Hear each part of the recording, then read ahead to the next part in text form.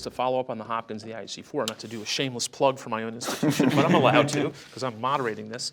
I mean, we developed something called the McGee equations, and so we did very similar. We had a lot of, like, a big place like Memorial, you guys, we have a lot of cases of breast cancer, and that a lot of 21 gene assays done on them in probably the 2005 to 2008 range, and we took them and we did a regression equation based on ERPR, HER2, grade, Ki-67, and tumor size. And we put that together. And again, we have 3 different equations that use different parameters, so they're not all using every one.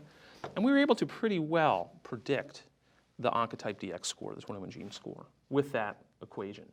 And so what some of us have done is started to use that, actually, to tell us whether someone should get a genomic test or not. If they came back, because we found that if you were low by the McGee equation, you were never high. Right.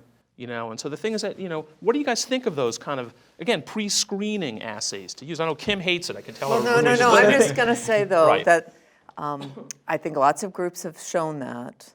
Right. But we all work in an environment where I think we trust our pathologist. And Right. we have to, I just want to point that Absolutely. out, that I get no for reason the average community-based oncologist, and we give lots of second opinions at all of our Correct. institutions. Absolutely. We've all Totally. sat through tumor boards where the path was read out as grade 2 or grade 3, and then it's presented at tumor board, and our pathologist says, no, that's not what I would have called it. So I think if you're going to utilize something outside of a large industrial, commercial genomic assay, you either have to have a relationship with your pathologist and you have to put a lot of trust in your pathologist. And unfortunately, there's just not that many breast-dedicated pathologists that are out in community hospitals. So I just, especially some of the, I hope I'm not offending the pathologist in the audience, but some of these large central pathology labs, I don't necessarily think the grading and the path report is necessarily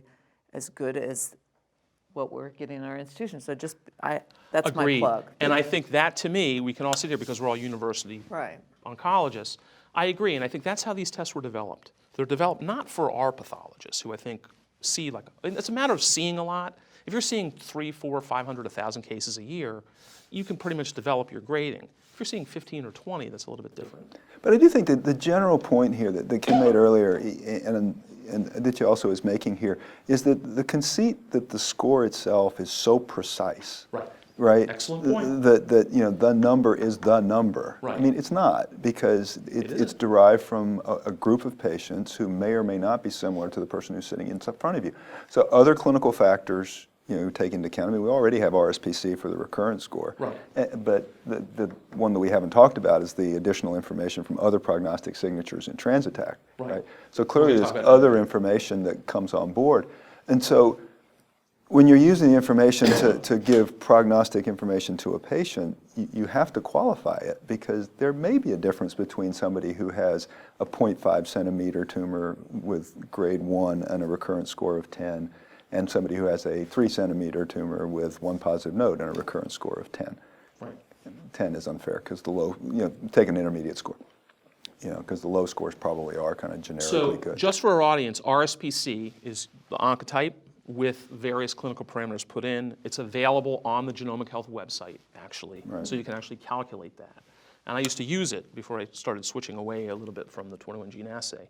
But the thing is that I think it's very good. These are good points.